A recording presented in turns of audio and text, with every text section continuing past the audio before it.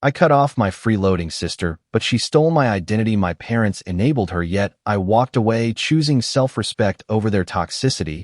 Do you know how some indie VY duels joke about becoming the family bank for me? It wasn't a joke. It was my life. For 5 years, I'd been my sister Denise's unofficial treasurer, paying her rent, electricity, groceries, and even the occasional splurge for her daughter Lily, all while working a blue-collar job where overtime wasn't a bonus, but a necessity. Denise was not always like this. She once had a husband and a sense of stability, but when her rage became too much for him to manage, he walked out, Leah, VYing her with a stack of bills and a kid. That was when the family baton of responsibility was passed to me. Our parents, VYing in their retired golden years, made it OBVY us that they had no intention of intervening. You're young and capable, Kurt, Mom said to me when I brought it up. You can handle it. So I handled it. I tightened my belt, worked additional shifts, and put my own aspirations on hold, all to ensure Denise and Lily did not go without. I told myself it was the correct thing to do. Who else was going to help them? But then a year ago, Denise landed a nice job, nothing flashy, but it included a paycheck, benefits, and the opportunity to finally get back on her feet. I decided I'd help out for a little longer until she adjusted, but as the months passed, I observed something troubling. Denise wasn't battling anymore at family dinners. She'd nonchalantly mention her most recent shopping trip or the new gizmo she'd purchased for Lily. At first, I stayed quiet, thinking to myself that she deserved to have some fun after going through so much. But last week, she pushed me too hard. We were at Mom and Dad's house for dinner. Denise, Lily, our parents, and Uncle Gus. The supper was the usual commotion, with Lily refusing to eat her veggies, while Mom and Dad spoke about their most recent cruise. Then Denise dropped a bomb. I'm thinking about buying this amazing purse, she added, displaying a snap from her phone. It's only $500, but it's designer. I paused mid-bite to comprehend her remarks. You're thinking about spending $500 on a purse while I'm still paying your rent? I inquired, my tone calm but forceful. How did she respond? She laughed. Oh, don't be so cheap, Kurt. Something inside of me cracked. 5 years of sacrifice, foregoing vacations, nights out, and things I desired, all for her. So I was cheap. I set down my fork, my appetite gone. Cheap, I repeated, my tone chilly. Let's talk about cheap, Denise, like how I've been covering your rent while you buy purses, or how I've sacrificed everything while you pretend you're struggling. You know what I'm done. The room became silent. Mom and Dad were now fascinated by their mashed potatoes, while Denise looked at me in bewilderment. What do you mean done? She inquired, her tone skeptical. I mean no more rent, groceries, or handouts, I added, rising up on your own. Uncle Gus sat back in his chair and blew a low whistle. Way to go, Kurt, he said, clapping my back. You don't owe anyone anything, Denise spluttered, attempting to formulate an answer. But I didn't wait. I grabbed my jacket and went for the door, pausing only to say, and if you think this is temporary anger, you're wrong. It's time for you to grow up, Denise. I departed with my heart racing in my chest. As I drove home, relief and rage struggled for control. 5 years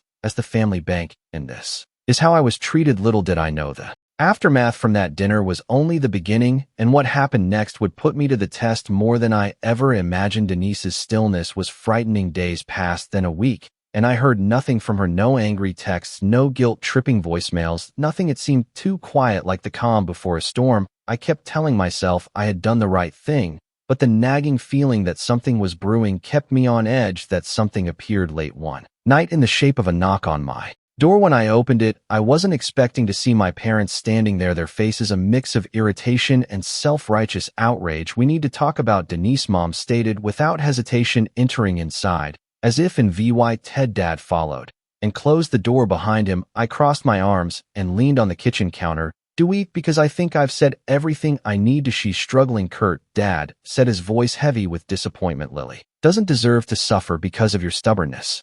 I couldn't help but chuckle, and it wasn't out of amusement. Let me get this straight. You two, who have spent the last 5 years on cruises and at wine tastings, want to lecture me about family responsibility. When exactly did you decide to care? That's not fair, Mom exclaimed, her face flaming. We retired. You're young and capable, and she's your daughter, I replied, my wrath boiling out. Funny how she's suddenly my responsibility now that you don't feel like dealing with it. The conversation continued in a familiar pattern of shame and blame. Mom's voice rose as she lectured me on family loyalty. Dad groaned, deeply shaking his head, as if I were a disappointment. You're being cold, Kurt, Mom eventually said, her tone accusing. This isn't like you. Maybe not, I said, approaching the door and holding it open, but it's how I'm going to be from now on. Thanks for stopping by, they departed, muttering, but I felt strangely relieved for once I had stood my ground. The relief lasted exactly 2 days. Denise contacted me. Out of the blue, I considered not responding, but curiosity got the best of me. What do you want? I inquired, ignoring pleasantries. Her tone was very light.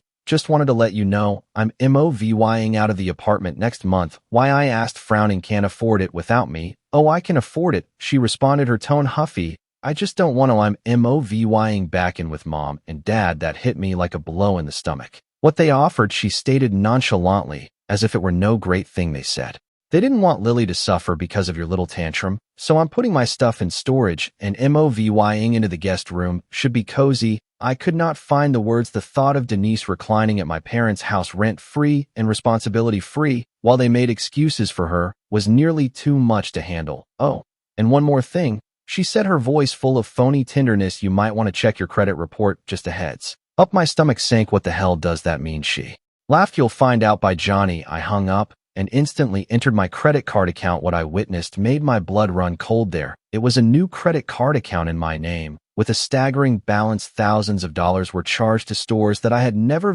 cited, all of which had opened within the last 6 months. Denise had taken more than just my money. She had also stolen my identity. My hand shook as I stared at the computer, rage, bewilderment, and betrayal whirling through my chest. Helping her was one thing, being fooled for a fool was something quite else. It wasn't just about shutting her off anymore. This was wartime. 2 weeks later, I was still dealing with the consequences of discovering Denise's credit card fraud. Hours on the phone with credit card companies and a lawyer. I submitted a police report, not out of choice, but because my lawyer said me to do so. I knew it would worsen things, but Denise had given me no choice. Then came the shocker. I was at work trying to concentrate on a project when my phone brat with a text message from Uncle Gus. Did you know your parents took out a loan? Thought you should hear it from me. A chill ran down my spine. A loan for what? I called Uncle Gus immediately. He did not mince words. They're paying off the rest of Denise's debt, he stated plainly. She went crying to them after you cut her off, and they decided to bail her out. They took a loan against the house to do it. My jaw clenched. You've got to be kidding me. I wish I was.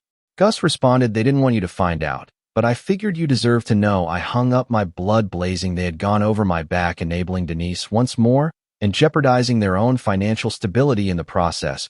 Worse, they expected me to remain quiet and pick up the pieces when everything fell apart. That evening, I drove directly to my parents' place. When I walked in, they were sitting in the living room with Denise laughing as if everything was perfect. As soon as they saw me there, mood changed. Kurt, Mom said cautiously, what are you doing here? I'm here because I just found out about the loan, I explained, my voice quivering with barely restrained rage. Care to explain? Mom's face turned pale, but Dad stood up, his look hard. We did what we had to do, he explained. Lily doesn't deserve to suffer because of your stubbornness. And what about you? I questioned, looking at Denise. What's your excuse this time? Stealing my identity wasn't enough. Denise crossed her arms, her voice defiant. I did what I had to do, Kurt. You cut me off. What was I supposed to do? You were supposed to grow up, I snapped. But instead you ran back here and dragged them down with you. I turned to my parents. And you let her? You're willing to jeopardize your own future just to enable her lies and manipulation. Do you even hear yourselves? We're protecting our family, Mom stated forcefully. No, you're enabling her, I responded,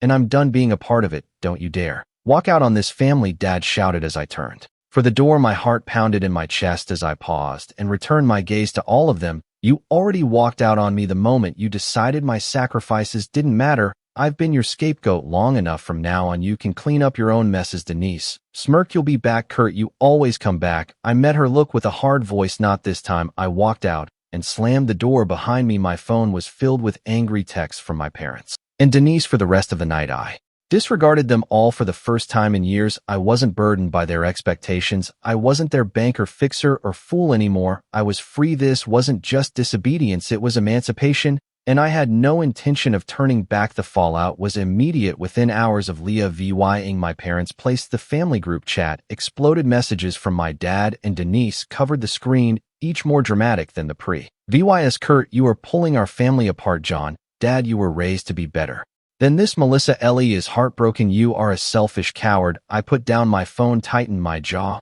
and went for a walk. The night was crisp and peaceful, in stark contrast to the pandemonium raging in my mind. I felt raw, angry, sad, and relieved. For years, I'd carried the weight of my family's expectations, And now that I'd let go, I wasn't sure what to do with myself. The next day, I got an unexpected call from Uncle Gus. Heard about what happened, he answered sternly. Good for you, kid. Someone needed to stand up to them. I exhaled a breath that I hadn't realized I was holding. Thanks, Gus. I don't feel like the hero right now. You're not the hero, he stated bluntly. You're just the only one with any sense. His words dead me with a sense of validation. Still, the days that followed were difficult. My parents had stopped phoning, but the silence was not comfortable. I knew they were furious, and I knew it wasn't over. Denise wasn't as quiet. She resorted to social media, writing vague, yet pointed messages. It's sad when the people who are supposed to love you the most are the first to abandon you, and my personal favorite family is supposed to be forever. Guess not for everyone. The genuine breaking point came a week later, when my folks invited me to supper. Despite my better judgment, I went. Perhaps I still hoped for a chance at reconciliation. When I arrived, the situation was tight. Denise was already present, sitting at the table with a smug grin. Lily was nowhere to be found. We need to talk, Dad said, his voice heavy. About how I'm the bad guy, I inquired. Sitting down. About how you've handled this, Mom asked, her voice harsh. You didn't have to humiliate Denise or threaten her with the police. She committed fraud, I stated, my voice rising. What did you expect me to do? Clap and say, great job, sis. You could have handled it privately, Dad retorted. You didn't have to escalate things privately, I scoffed. You mean quietly, so no one would see how you've enabled her for years? Denise finally spoke up, her voice filled with wrath. You're just bitter because I didn't need you anymore. I rose, my chair grinding loudly on the floor. You've never needed me, Denise. You've just used me,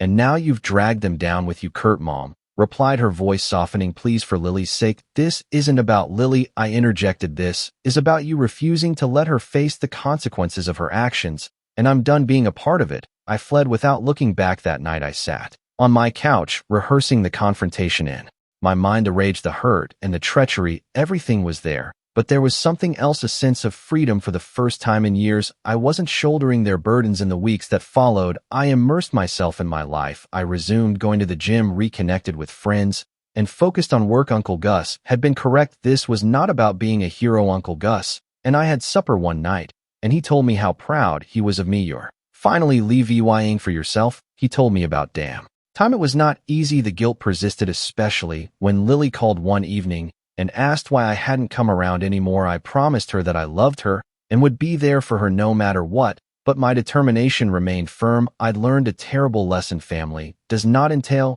losing your happiness, limits, or dignity. Sometimes love entails stepping away, and as the days passed into weeks, I discovered something I hadn't felt in years. Tranquility. In the months that followed, my life changed in ways I never anticipated. Initially, the quiet from my parents and Denise was deafening. For years, I was their safety net, go-to problem solution, and banker. Now, it was just me. The lack of their continuous demands felt unusual, but it also allowed for something I hadn't experienced in a long time: serenity. I began to fill my days with activities that brought me delight. I finally joined a recreational basketball league. After putting it off for years due to job and family obligations, I finally took a weekend trip to the mountains, a dream I had put off so many times that it began to feel like a fantasy. Standing by the shore of a peaceful lake with no one texting me about bills, rent, or guilt tripping me into solving their problems, I felt something I hadn't felt in years. Freedom. Work became a source of pride once again. Without the shadow of family trouble hanging over me,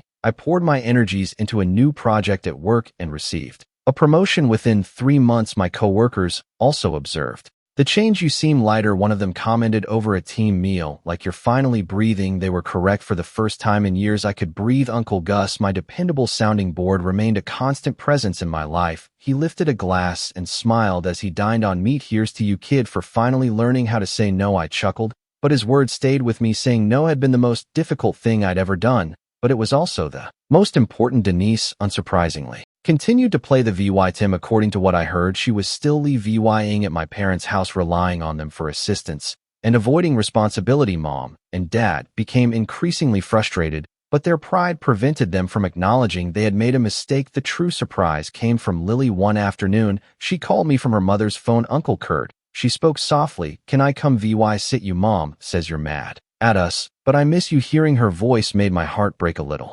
However, it also gave me hope. Of course you are welcome to sit, I replied kindly. You're always welcome here. She came over the following weekend, and we spent the day baking cookies, watching movies, and discussing school. She hugged me goodbye, and whispered thanks for being my favorite uncle. That moment reminded me why I had battled so hard to establish boundaries. It wasn't just about protecting myself. I wanted to show Lily what self-respect looked like. The lesson I learned was simple yet deep. Standing up for oneself is not selfish, it is important. Family does not imply being a doormat. It denotes respect, support, and mutual caring.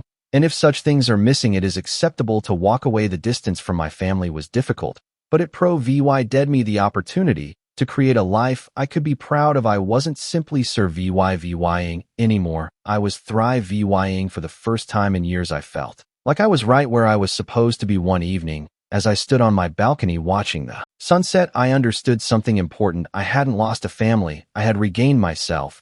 And that was a trade I would gladly make again. Thank you for watching. If you haven't subscribed yet, please do so, and hit the notification bell to stay updated with more shocking real-life stories happening around you.